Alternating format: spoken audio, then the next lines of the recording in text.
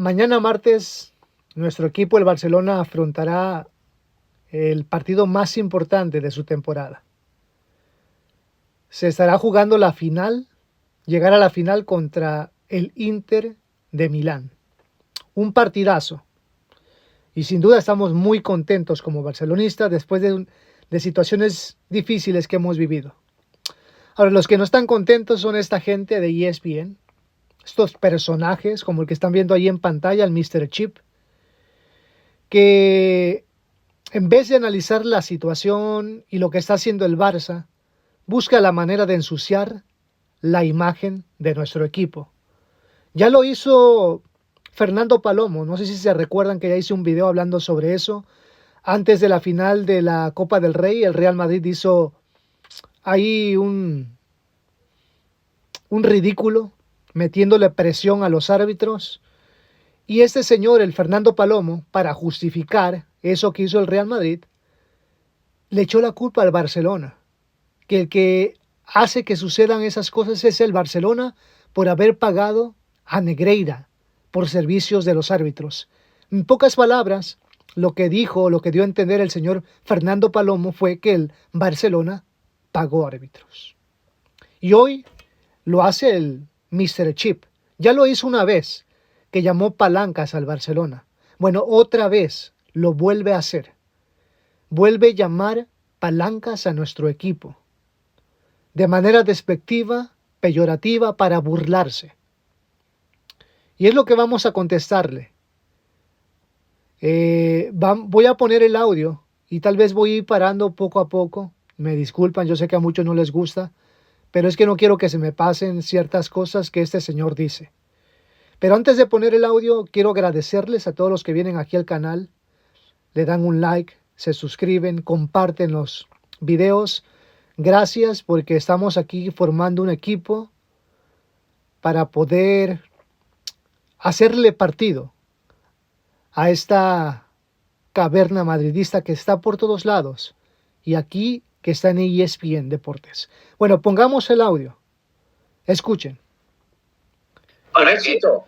3 o 4 años la cosa vaya mucho mejor. Sí, sí. Con éxito, Alexis, ¿coincidís? Sí, para mí es sobresaliente. Para mí la temporada... Hombre, lo único que le puede evitar el sobresaliente es que llegue el domingo, el Madrid y le meta 7. Pero no parece muy realista ese pronóstico. Pero, joder, es que el Barça partía de una situación de clara inferioridad. Es un Barça que el año pasado, pues yo creo que podemos hablar de un ridículo en la Liga, claramente. En la Champions yo no lo llamaría ridículo porque al final llegas a cuartos de final, te elimina un buen equipo como es el PSG, pero bueno, es una decepción grande. Y en la Copa del Rey, en la Copa del Rey te eliminó el Athletic Club, ¿no? Que bueno, que es un equipo que te puede eliminar en una prórroga y tal, pero luego venía con un cambio de entrenador, venía aquí Flick, que dices tú, ¿y ahora? ¿Y este? ¿Y este aquí de dónde ha salido, no? Que vas a ver este hombre lidiar con la cantera mejor que lo que podía lidiar Xavi, que es un hombre de toda la vida, de Can Barça y tal. O sea, era y todo... el Camper 0-3 con el Mónaco, que dice el Mara de un señor... Era todo dudas, era todo incógnita, no podía fichar porque no tenía dinero, el único fichaje ha sido Dani Olmo, han tenido que hacer ingeniería palanquista para poder inscribirle... Entonces era un panorama muy negro y de repente ingeniería financiera también. Puertas del triplete, pues ingeniería financiera que se ha desvirtuado al mal, que está bien llamado así, es una palanca financiera, pero palanca parece que es un recurso inventado y construido desde la ficción, la ingeniería. Bueno, ha habido mucha ficción en muchas de las Iberovisión. Por eso. Ciertamente. Ingeniería palanquista, pero bueno. Pero es ingeniería financiera al final del día. Bueno, a ver, presuponer unos gastos por unos palcos que luego finalmente no has vendido, pues no me parece una... El método es ingeniería financiera al final. Bueno, ingeniería financiera si tienes Ingeniería financiera, si tienes delante a alguien que te la compre. Probablemente si yo fuera el presidente de la liga no se la habría comprado. Pero bueno, pero cada uno hace lo que quiere. Pero vamos, no nos desviemos de eso, que estamos hablando de un éxito y ahora vamos aquí a meterle al Barça caña por las palancas. Una cosa es una cosa y otra cosa es otra. Viene de la nada, viene de la oscuridad y está a las puertas de un triplete. Pero ojo, que no era en esa dirección a la que iba, pero ha costado separar las cosas con el Barcelona y sobre todo con Laporta, ¿no? Porque esto, que ciertamente ha sido un éxito, el llevar a Hansi Flick, encontrar un modelo de juego con el cual sus futbolistas se puedan identificar en plenitud, cierta armonía, porque no ha existido. Los resultados creo que han tapado muchísimo de lo que dentro del vestuario también se ha llevado, molestias de varios futbolistas que las han hecho públicas, incluso públicas digo porque han mostrado sus gestos ante los ojos del mundo. Todo esto igual parte de una decisión que tomó Laporta y fue llevar a Hansi Flick. Y le ha funcionado. Eso sí. es un proceso que al Barcelona le resultó. Y no hace. Pero no olvidemos que no hace esto de Laporta un presidente exitoso en plenitud, porque del otro lado están estas artimañas que buscó aplicarle a sus ingenierías financieras. Cuando no sabes cómo decirlo. Cuando no sabes cómo decirlo, cuando no sabes cómo meterle mano, vamos. La ingeniería financiera, la estrategia financiera es esa, es la de conseguir recursos que alimenten tu estructura. Recursos externos que alimenten tu estructura. No, que no tienes. En el camino. La ingeniería financiera es convencer a alguien de lo que no tienes. Eso es lo que ha hecho Laporta.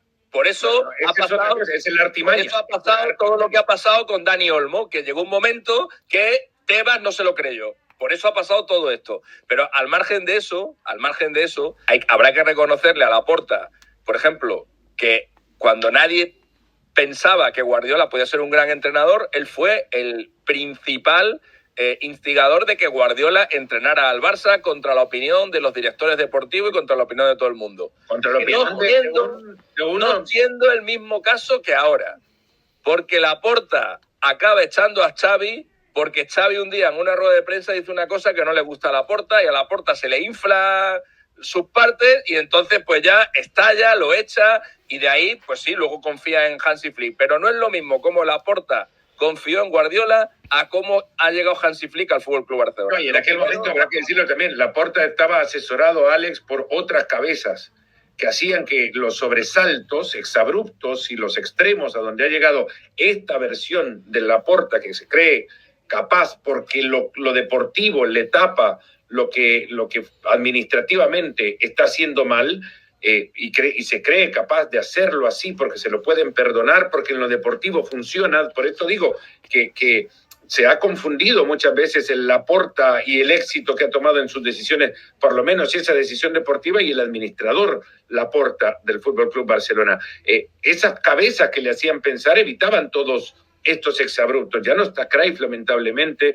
Chiqui lo tiene, está en el Manchester City. Alex es otro el Laporta de este Barcelona y en consecuencia es difícil verlo terminar con una versión que dé un resultado equilibrado. Claro. No hay un equilibrio en la versión de Laporta actual. No, con Cruyff y con Chiqui sus decisiones primero estaban mucho mejor meditadas y sobre todo tenía credibilidad y tenía ese contrapunto, ¿no? de Laporta más impetuoso, de querer hacer las cosas porque sí, de, como dicen allí, a piti cullons y estas cosas, ¿no? Pero hay que reconocerle que tiene buen ojo con los entrenadores. No solamente fue Guardiola, que hubo aquel momento era Guardiola o Mourinho. Acordad que Mourinho va le hace una presentación de PowerPoint incluso a la directiva del Barça para convencerles de que él es el encargado ideal. Pero es que antes de Mourinho llegó Rijkaard, que Rijkaard venía de haber bajado a segunda división con el Sparta de Rotterdam o algo así. O sea, era una cosa y se lo compró y le compró el discurso, el cruyffismo. Entonces, Laporta, el gusto futbolístico hay que reconocérselo. Eso está clarísimo. Pero es lo que dices tú. El hecho de que haya acertado con los entrenadores no implica que luego haya otra parte que, sobre todo en el manejo de la economía del club y en el manejo también de cómo funciona internamente la entidad, que se ha convertido prácticamente en una empresa familiar en el peor sentido de la palabra. Son dos cosas que son contrapuntos. O sea, el Laporta de cazar entrenadores de gusto futbolístico, irreprochable. El Laporta de los negocios de Vitor Roque, de no sé qué, de que si las palancas, de que si Alejandro Echevarría forma parte del club y no sé qué, eso es mucho más cuestionable. Lo que pasa es que en el fútbol manda más lo que sucede dentro del campo que lo que sucede a nivel de la entidad. Vamos una cosa, el que entre o no entre el balón en el Giuseppe Meazza no va a borrar la lona con la que Laporta gana las elecciones. No va a borrar el abrazo a un maniquí. No va a borrar que mintiera diciendo que iba a dejar a Messi. No va a borrar que dijera que el Camp Nou iba a estar en no sé cuánto tiempo y que si no le iban a dar 1 millón de euros por cada día. No va a borrar la mentira de los palcos de un dinero que no se terminó nunca ingresando. No va a borrar el esperpento del día que dio la rueda de prensa intentando justificar lo de Negreira con las cajas aquellas en las que no sabíamos nada. Que es que eso parece que fue hace 20 años y ha sido hace nada. En la que dijo una mentira tras de otra. No va a borrar él, Xavi es mi entrenador de por vida y estoy enamorado de él, y al día siguiente lo echó. No va a borrar las palancas estas que muchas de ellas pues se las ha inventado. O sea, no va a borrar nada de eso. Laporta, y lo de Arabia Saudita cuando el caso de Dani Olmo. Sí. O sea, no va nada. O sea, el Barça ganará un triplete como lo ganó con Bartomeu. Y eso no va a borrar que la gestión de Laporta haya sido una auténtica venta cuando de tiró los canapés, cuando escuchó la frase de Xavi que... Paro de escuchar a esta gentuza. Qué manera tan vil y sinvergüenzas de atacar a Laporta. Qué mentiras lo de esta gente. Se llenan la boca de hablar de Laporta, de atacar a Laporta. Yo no sé qué odio le tienen a Laporta. ¿Por qué no se atreven a hablar de Florentino, lo que está haciendo? Hablan del Camp Nou. ¿Por qué no hablan del Bernabéu? De lo ridículo que ha quedado ese estadio. ¿Por qué no se atreven a hablar de Florentino, de la gestión de Florentino, con los fichajes, con lo de Mbappé, con el fracaso del Real Madrid en esta liga, en esa temporada? Porque ahorita está luchando solamente por la liga y la puede ganar, pero tiene a los jugadores más caros del mundo. ¿Por qué no hablan de que eso es ridículo? ¿Por qué no hablan de lo que ha hecho Florentino con lo del Bernabéu, de las demandas, del diluvio que ocurre allá adentro, de los sonidos, de la insonorización? ¿Por qué no hablan de las quejas de los vecinos por los ruidos, porque no pueden dormir en las noches por los conciertos? No se atreven a hablar, ¿verdad? Les da miedo hablar de Florentino. Sinvergüenzas. Bueno, hasta aquí llego. Nos vemos en el siguiente. Por favor, dejen sus comentarios. ¿Qué opinan de esta gente? Déjenlo allí. Hasta luego.